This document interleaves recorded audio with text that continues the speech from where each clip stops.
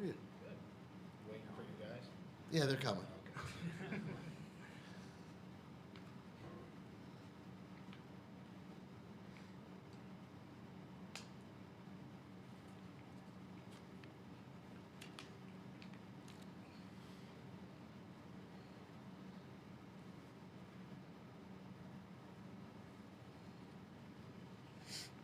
I wonder if those coolers are unlocked. I know. I was wondering the same thing when I walked in. Sitting Lights here. are on. Yeah, we got like, Give it a try. that was soft drink, yeah. One of them.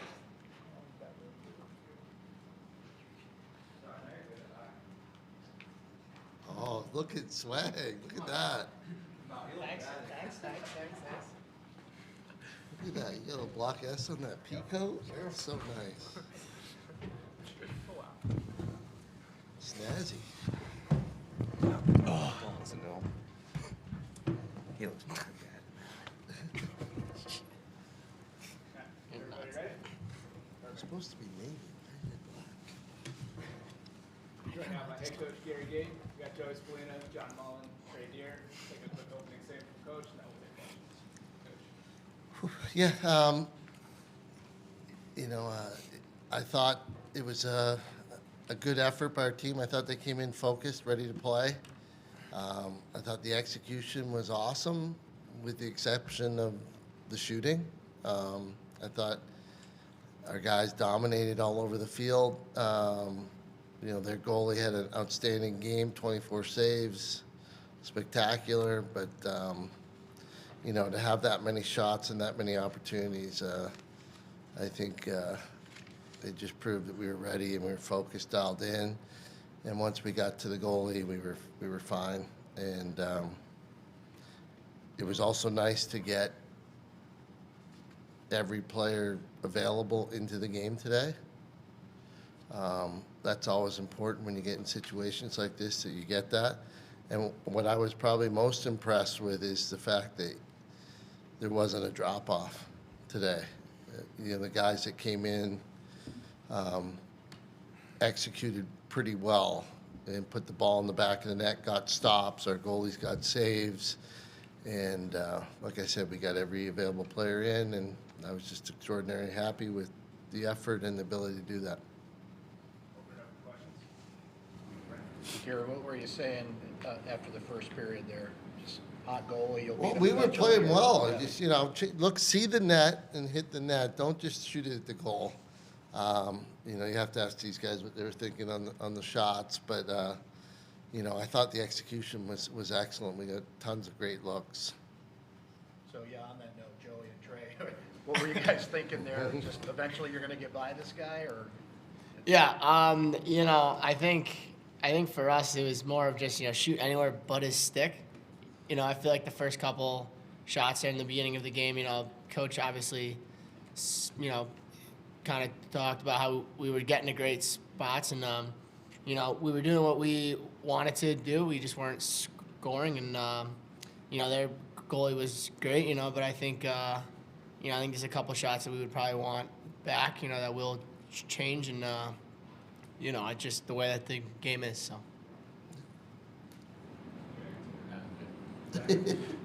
Coach, you guys held Manhattan scores for the final 36 minutes and just 2 goals in a day. What worked well so defensively tonight? I think it was a bit of a combination of, a great scout, great plan in place, and great execution from the entire defense, but also from the ride, getting the ball back several times, and really limiting their opportunities. And then when a team like that comes in to try and play slow, I think it helps the defense a bit. It really does limit their opportunities. But I'm proud of the guys for being patient on defense and really not making many mistakes. What have you seen change since the Harvard game in terms of defensively? Obviously, 5 goals against Utah, 10 against Hopkins, and then 2 tonight. Have you seen anything specifically that's changed, or is just kind of executing better on that end? Well, I think, I think the goaltending was a bit of an anomaly there against Harvard. That's the only game Jimmy's had below 50%. Even today, he was 70%, 5 saves, 2 goals against, so it was pretty good. 71% or something like that. So that, along with, the defense just getting better. They're getting a little bit more consistent, and they're making plays. So, we're just going to keep working, trying to build as we go along day by day. Coming to the back right corner. Trey, you were the one to break the scoreless streak with that crazy behind-the-back shot. How did it feel to go in, and what was your mindset going into that? It was a nice goal, and Joey found me. It was pretty simple. Just to get the guys started, I think it was important that we got that first goal. Then after that they start falling. Trey, just to follow up on that, you've been in for Finn the past couple of games here. What has the coach have told you about playing that role, and what are you trying to kind of fill in there with all Finn's out? Yeah, I think we have the mentality of just the next man up, and I like to be a lacrosse player and play anywhere as long as I'm on the field. So, yeah. Is the crease where you're most comfortable? I'd say so. Yeah. Easy. Coach, you mentioned how today every available player got in. Was there someone maybe a little bit lower down the depth chart that when you watched them, you thought, or for any of you guys when you see them from the sideline, anybody you saw that really kind of wowed you? Well, I thought, our, face-off guys, really came in at the end and did a great job. Kyle Rowley did a nice job getting 2 saves, 0 goals against. It's just nice when you can get those guys those types of opportunities. Kyle Gonzurek on the wing, 3 ground balls. There was just lots of little plays by everybody. So I was, like I said, the guys that stepped in, it didn't drop off. It continued. They continued to cause turnovers, continued to pick up ground balls, and we continued to score. I can add to that one as well. As a older brother, to see Jake and Brett out there on the same group, I was probably the happiest guy, other than my dad. So I would just like to shout out them. That was awesome. Coach Gait, you've hosted Manhattan for the 2nd year in a row. What are your key takeaways from this matchup compared to last year? The same result. We got the W. It's just a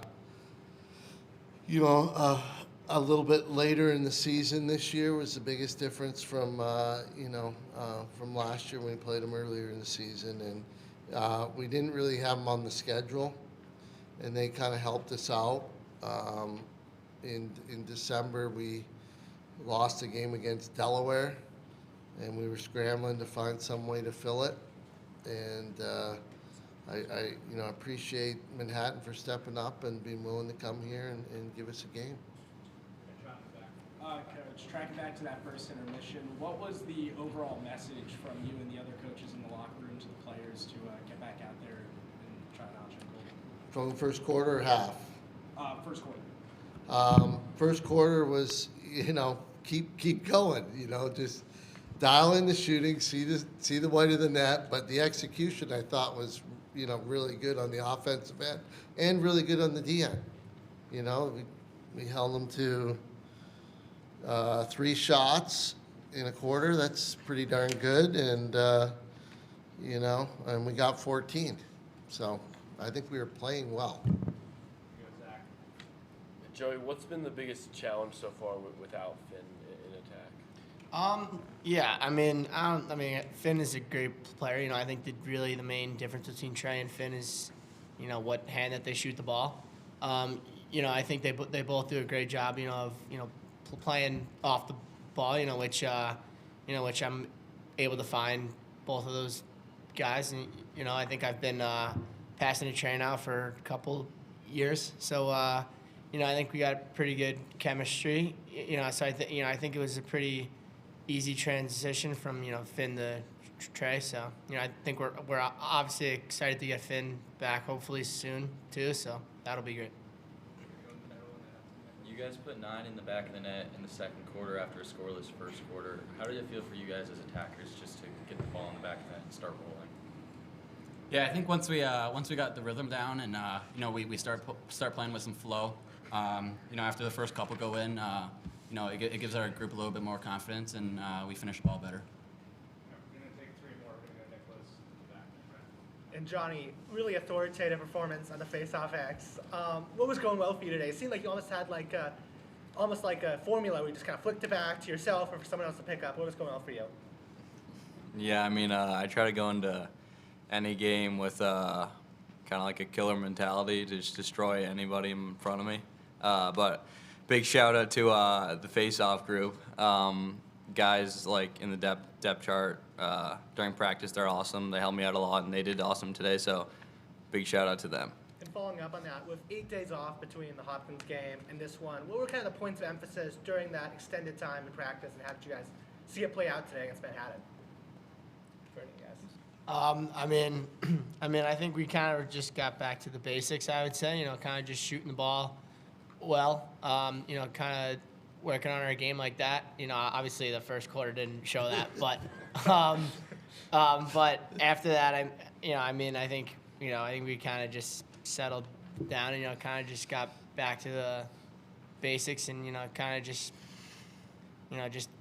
continued just to play hard and, you know, kind of just play Syracuse lacrosse. So. Yeah, we did get a few days to work on some basics, and that was really important. But we also got a couple days off right after Hopkins to go and take a mental break, you know, midway through the season, the regular season. So I thought that was important to have a bit of a mental break, give yourself 2 days off from thinking lacrosse, and class, of course. But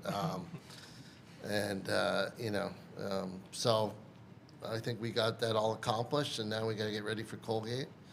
And Johnny was awesome today, 93%.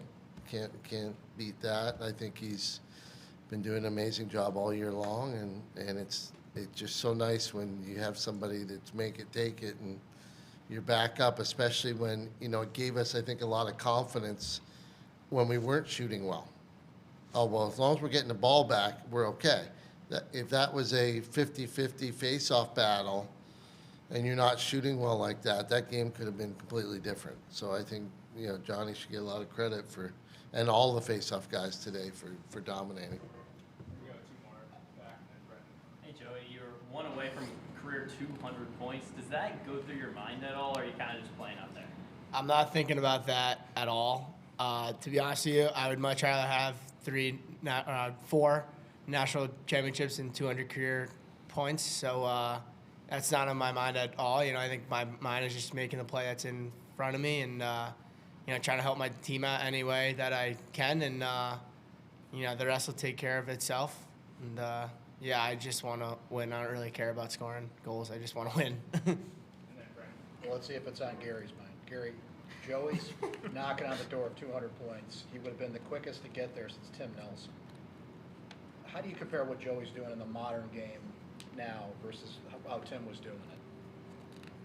God, I never got to see Tim play, but I know he was a feeder. That was your era. That was your time. No, it was right before me. Yeah. Yeah. You know, he was a pure feeder. He did most of his through just passing. What I think Joey's been able to do is, you know, score goals and be a feeder. And, you know, there's been so many great players here at Syracuse. It's hard. I think every guy's had a different style from, you know, the Powell brothers to, you know, Brad Kotz to Tim Nelson, like incredible players. And everybody's just, you know, it's hard to say. I think Paul and I were the closest to being the same. But other than that, you know, he's doing a great job. And you know, that's why he's here. Plays some great lacrosse. Great. Thanks, everybody. Thank you. Thank you. Thanks, guys.